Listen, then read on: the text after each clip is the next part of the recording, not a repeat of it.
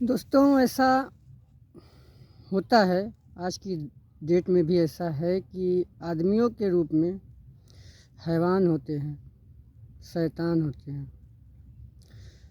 दरिंदगी की कोई सीमा नहीं है आज की भी डेट में।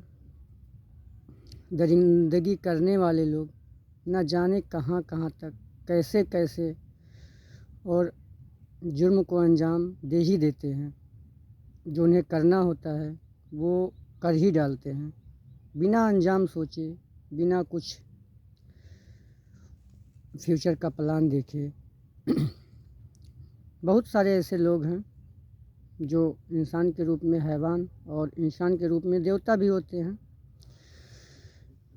ऐसे ही एक कहानी है। उत्तर प्रदेश का एक ज़िला है लखनऊ। लखनऊ एक ज़िला भी है और अपने आप में एक विकसित शहर भी है। यहाँ तक कहते हैं कि उत्तर प्रदेश की राजधानी भी लखनऊ ही है। तो ऐसे प्रदेश में, ऐसी जगह पे ऐसी घटना का होना अपने आप में एक शर्मनाक है। और इतने बड़े शहर में एक लड़की के साथ 7-8 घंटे तक ऐसा कुछ घिनौना कृत्य होना, ये अपने आप में एक शर्मनाक घटना है। और वो भी अकेली लड़की जिसकी दिमागी हालत उतना सही भी ना हो, ऐसी लड़की के साथ। तो साथियों, नमस्कार, स्वागत है आप लोगों का मेरे इस चैनल में। मैं इस चैनल के माध्यम से आप लोगों को नई नई जुर्म की कहानियाँ और भी कहानियाँ, मतलब कुल मिलाकर कहानियों का ही सिलसिला हमारे चैनल से आप तक पहुंचाया जाएगा, जो कि आज से शुरुआत है। ये कहानी है उत्तर प्रदेश के लखनऊ की। एक लड़की होती है।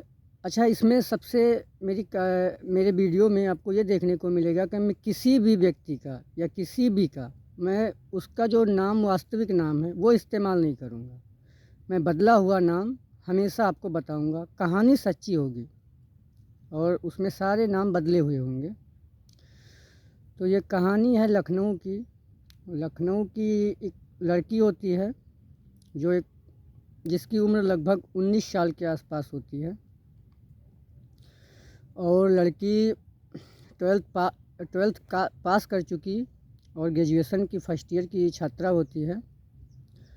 और पढ़ने लिखने में भी ठीक ठाक होती है और देखने में भी खूबसूरत होती है। मतलब कोई ये नहीं कह सकता कि नहीं, खूबसूरत नहीं है, ऐसी होती है। तो लड़की पढ़ती है तो उसको लगता है, उसको अपने आप में लगता है कि उसकी दिमागी हालत कुछ ठीक नहीं है। मतलब कुछ दिमाग से भारीपन महसूस होता है उसे। तो इसके लिए वो सोचती है कि क्यों ना डॉक्टर से सलाह ली जाए, डॉक्टर को दिखाया जाए।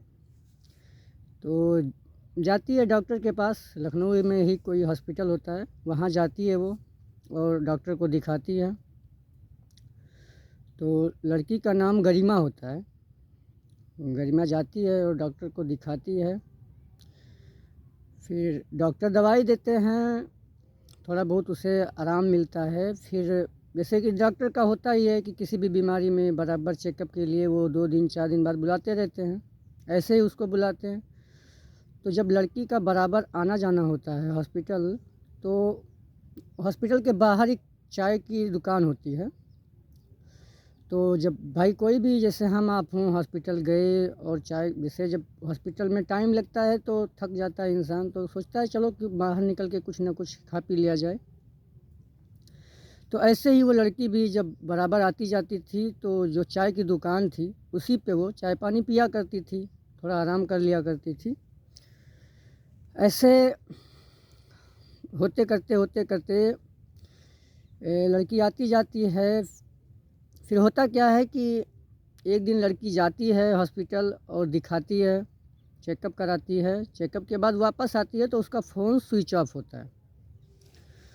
तो फ़ोन स्विच ऑफ होता है तो वो सोचती है कि क्यों ना यहीं चाय की दुकान पे हम कुछ चाय पानी भी कर लें और फ़ोन भी थोड़ा चार्ज कर लें। तो लड़की जाती है, उस पे एक लड़का होता है, मयंक नाम होता है लड़के का। तो लड़के से कहती है कि भैया मेरा फ़ोन डिस्चार्ज है, अगर थोड़ा चार्ज कर देंगे तो घर पे बात हो जाएगी, हमें टाइम भी बहुत लग गया है। तो लड़का बोलता है हाँ दीदी क्यों नहीं, आप बैठिए चाय पानी पीजिए, मैं आपका फ़ोन चार्ज कर देता हूँ। लड़का फ़ोन लेता है और थोड़ी दूर पे खड़ी एक एम्बुलेंस होती है, उसी में वो फ़ोन चार्जिंग लगा देता है। लड़की चाय पीने लगती है। लड़की चाय पी चुकी होती है। फिर चाय पीने के बाद वो सोचती है कि क्यों ना एक चाय और पी ली जाए ताकि फ़ोन थोड़ा और चार्ज हो जाए। तो लड़की एक चाय और लेती है, वो भी पीना शुरू करती है। लड़की चाय पी चुकी थी, उसके बाद वो लड़के से बोलती है भैया मेरा फ़ोन दे दीजिए तो मैं बात कर लूँ घर पे। तो लड़का बोलता है हाँ दीदी ठीक है। जाता है लड़का, देखता है कि एम्बुलेंस जहाँ खड़ी थी वहाँ पे नहीं होती है। फिर अब लड़की क्या करे, तो लड़का फ़ोन करता है एम्बुलेंस वाले लड़के को, बोलता है कि कहाँ चले गए हो। तो लड़का लखनऊ में ही बताता है कि मैं इस जगह पे हूँ, और अगर फ़ोन लेना है तो आ जाओ यहीं पे ले लो, क्योंकि एम्बुलेंस होती है तो उसको तो जाना ही होता है कहीं ना कहीं। अब लड़का लड़की को लेके वो निकलता है, बाइक से लड़की को लेके निकलता है। फिर जाता है तो जहाँ एम्बुलेंस बताई गई थी कि यहाँ पे है, एम्बुलेंस वहाँ होती नहीं है। फिर लड़का फ़ोन करता है कि अब कहाँ हो, यहाँ तो हम लोग आ गए, यहाँ पे नहीं हो। तो लड़की को जो है, वो लड़का इतना परेशान था तो लड़की को लड़के पे विश्वास हो जाता है, मतलब गरिमा को मयंक पे विश्वास हो जाता है कि नहीं ये मेरा साथ दे रहा है, ये सही है। फिर दूसरी जगह बताई जाती है, तो लड़का लड़की को वहीं पे जहाँ पे ये लोग रुके थे, जहाँ पहली जगह बताई गई थी, वहीं पे एक 4 व्हीलर आती है और 4 व्हीलर पे 2 लड़के और होते हैं। फिर 2 लड़कों के साथ ये लड़का भी बैठता है और लड़की गरिमा को भी बैठाया जाता है। वो दोनों वहाँ से चारों लोग निकलते हैं एम्बुलेंस के पास जाने के लिए, फ़ोन लेने के लिए। फिर होता क्या है कि ये लोग जब रोड पे पहुँचते हैं, इनको जाना होता है बहराइच साइड में। बहराइच साइड में बताया जाता है कि एम्बुलेंस जो है बहराइच साइड में, बहराइच लखनऊ से बहराइच रोड वाले पे कहीं है, तो ये लोग उधर निकलते हैं। फिर लड़की को भूख लग जाती है चलते चलते, तो वो लोग एक रेस्टोरेंट पे रुकते हैं और लड़की को कुछ खाने पीने के लिए देते हैं, खुद भी खाते पीते हैं। और उसी पीने वाले चीज़ में ये लोग कुछ नशीला पदार्थ मिला देते हैं। अब लड़की को क्या पता था भाई, लड़की तो अनजान थी। वो खाती पीती है, नाश्ता करती है, उसके बाद ये लोग लेके वहाँ से फिर से निकलते हैं। तो जब लड़की को गाड़ी में बिठाया जाता है तो लड़की को चक्कर टाइप का आने लगता है। अब लड़की थोड़ा मुरझाने लगती है, बेहोश की हालत में हो जाती है। फिर ये लोग गाड़ी का शीशा जो है एकदम पूरा चढ़ा देते हैं ऊपर तक। अब शीशा चढ़ जाता है, आवाज़ बाहर निकल नहीं सकती, और गाड़ी में भी जो साउंड लगा होता है म्यूज़िक, उसको ये लोग काफ़ी हद तक वॉल्यूम बढ़ा देते हैं। अब जो भी आवाज़ बाहर आ रही थी वो हल्की फुल्की जो आवाज़ आ रही थी वो तो थी साउंड की। अब ये लोग गरिमा के साथ घिनौना कृत्य करना शुरू करते हैं। मतलब यहाँ तक कि 1 घंटे, 2 घंटे, 4 घंटे, 8 घंटे, 7-8 घंटे तक गाड़ी चलती रहती है। ये लोग अपनी मर्ज़ी से उसके साथ जो मर्ज़ी वो करते रहते हैं।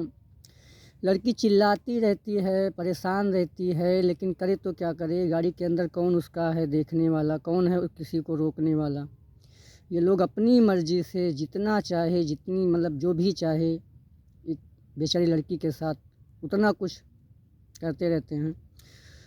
ये लगभग रात का समय हो जाता है और ये लोग लड़की को लेके चलते रहते हैं, उसके साथ जो मर्ज़ी वो करते रहते हैं। 7-8 घंटे तक अपनी मनमानी करने के बाद ये लोग लड़की को एक जगह लगभग 11, साढ़े 11, 12 बजे के आसपास छोड़ देते हैं। लड़की बेचारी उतनी रात में क्या करे, कैसे क्या करे, उसकी समझ में नहीं आता है। कैसे भी करके, फ़ोन तो उसके पास था नहीं कि किसी को बता दे, कैसे भी करके जाती है वो अपनी एक सहेली के घर, जहाँ पे ये लोग उसे छोड़ते हैं। वहाँ उसकी वहीं आसपास उसकी एक सहेली का घर होता है। वो जाती है उसके पास और उससे सारी बातें बताती है। तो जो इसकी सहेली होती है वो इसे समझाती है कि देख, अगर कुछ करेगी तो तुम्हारी बदनामी होगी, समाज में बहुत तुम्हारी इज्जत उछाली जाएगी। अब अगर हकीकत माने तो लड़की के पास बचा ही क्या था, इज्जत तो उसकी लोगों ने लूट ही ली थी। फिर क्या था, लड़की को समझ में आता है कि नहीं चलो छोड़ो, जो हो गया वो हो गया, अब जो है कम से कम उतने पे ही जीती रहेंगे, जी लेंगे, एक बुरा सपना समझ के छोड़ देंगे। फिर लड़की घर जाती है, 2-4 दिन ऐसे बीतता है, लड़की को अपने आप में घुटन सी महसूस होती रहती है, लेकिन वो किसी से कुछ कहती नहीं है। उसी सहेली को जो बताई थी वो बताई थी, उसके आगे किसी को कुछ बताती नहीं। फिर घर वाले देखते हैं कि नहीं, ये कहीं ना कहीं कुछ ना कुछ परेशान सी है। बार बार पूछते हैं उससे, क्योंकि ये लड़की जो होती है गरिमा, ये एक अधिकारी की बेटी होती है और अधिकारी लेवल का अपने आप में ही काफ़ी पहचान होती है। तो ये सब सोच के उसकी सहेली ने कहा था किसी को ना बताना, लेकिन जो आत्मा होती है इंसान की वो हमेशा सब सही बोलती है, आत्मा कभी झूठ नहीं बोलती दोस्तों। फिर क्या था, उसकी माँ बार बार उससे पूछ रही थी, तो लड़की परेशान हो जाती है और अपने अंदर अंदर वो घुट रही थी, तो ऐसे ही वो काफ़ी परेशान थी। फिर वो अपनी माँ से सारी बातें बता देती है खुल की, कि माँ जब मैं दवाई कराने गई थी तो ऐसे ऐसे मेरे साथ हुआ था, और मयंक नाम का वो लड़का है जो चाय की दुकान लगाता है हॉस्पिटल के बाहर, उसी ने ऐसा सब किया है, और उसके 2 दोस्त और थे, मैं नाम नहीं जानती। अब लड़की की माँ सुनती है भाई तो परेशान हो जाती है, वो भी घर वालों तक बात पहुँचती है, सभी घर वाले जानते हैं, सभी को यह बात पता चलती है। वो लड़की को लेके और पहुँच जाते हैं नज़दीकी पुलिस थाने में। जब पहुँचते हैं तो लड़की से पूछा जाता है, लड़की अपनी सारी की सारी बातें जो की तो पुलिस को बता देती है कि मेरे साथ ऐसा ऐसा हुआ है, और जो 2 हैं उनका मैं नाम नहीं जानती, लेकिन एक लड़का वो है जिसको मैं जानती हूँ, जो हॉस्पिटल के बाहर चाय की दुकान लगाता है, उसका नाम मयंक है, जो कि बदला हुआ है। अब पुलिस इस लड़के को पकड़ने की कोशिश करती है, लेकिन पकड़ नहीं पाती, ये लड़का दुकान से गायब होता है। अब लड़की क्या करे, फिर पुलिस से बच के तो कोई कहीं जा ही नहीं सकता। अगर पुलिस ईमानदारी से अपना काम कर रही है तो पुलिस से बच के कोई कहीं जा नहीं सकता। क्रिमिनल कितना भी शातिर क्यों ना हो, पुलिस से बच नहीं सकता। फिर पुलिस वाले पकड़ते हैं, मयंक को पकड़ते हैं, उसके ज़रिए उसके दोस्तों को पकड़ते हैं, और उस दोनों दोस्तों को पकड़ने के बाद उनसे पूछताछ की जाती है। उनसे जो पुलिस का रवैया होता है उस तरीके से पूछा जाता है। जो लड़के होते हैं वो अपना जुर्म अपने आप कबूलते हैं, अपने आप सारी बातें जो बातें लड़की ने बताई थी वही बात लड़के अपने मुंह से बताते हैं, और पुलिस इनको जो धाराएं बनती हैं, जो भी धाराएं थी उन धाराओं में इनको जेल भेज देती है। और इनके ऊपर अभी केस चल रहा है, आगे भगवान जाने क्या होगा, लेकिन इस दरिंदगी की इन्हें क्या सज़ा मिलनी चाहिए, क्या कैसे होना चाहिए, ये आप लोग हमें कमेंट करके ज़रूर बताएं। और उम्मीद करते हैं कि आप अगर हमारे चैनल पे नए हैं तो चैनल को सब्सक्राइब करेंगे, और वीडियो को लाइक करेंगे और शेयर करेंगे, और हमारा सहयोग करेंगे। आपके सहयोग करने से ही हमारा मनोबल बढ़ता है, और आप लोगों के लिए हम कहानी ढूंढ ढूंढ के लाएंगे। जय हिंद, जय भारत।